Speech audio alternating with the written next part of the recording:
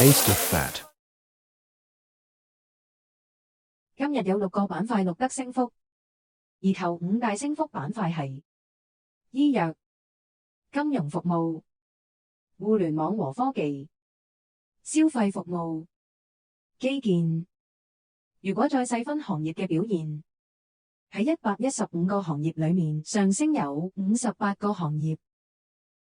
今日生物科技 B 大升 5.0%， 另外2個最大升幅行業，醫藥研發服務上升 4.1%， 生物科技上升 3.5%。喺最大成交行業裏面，暫時最強嘅行業係醫藥研發服務、醫藥、保險。喺中等成交行業裏面，暫時最強嘅行業係貴金屬、生物科技 B、乳製品。至於3日累積最大升幅行業，喺最大成交行業裏面，再加上股票熱力圖，最好表現行業係博彩、生物科技、醫藥研發服務。喺中等成交行業裏面，最好表現行業係醫用消耗品、投資及資產管理、生物科技 B。14個大板塊股票強弱比較，以下每一幅板塊熱力圖嘅最左邊一行代表股票強弱，排喺最下面最藍色嘅方格代表股票最強。綜合企業、基建、金融服務、電信、地產建築、醫藥、互聯網和科技、消費服務、消費商品、工業產品、能源、運輸、資源、交易所買賣基金。最大升幅板塊係醫藥，相關行業有生物科技 B、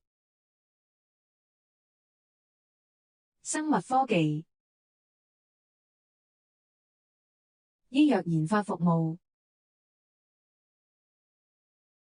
醫藥、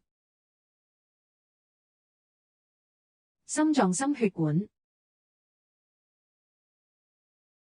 醫療平台。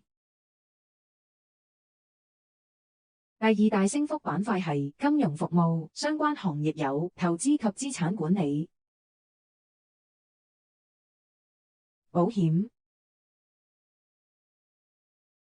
第3大升幅板塊係互聯網和科技，相關行業有系統開發及信息科技顧問、線上媒體、遊戲、旅遊平台、雲端服務、社交內容平台、資訊科技器材。第4大升幅板塊係消費服務，相關行業有博彩。第5大升幅板塊係地產建築，相關行業有地產投資、物業管理及代理。其餘嘅行業係貴金屬、電子元器件。Taste of Fat 第2部分行業板塊表現已經完結，第3部分為今日股票表現，會總結出50大成交、恒指成分股表現、頭50大最大升幅股票同埋強勢股票。如果有興趣，歡迎繼續收看。Taste of fat.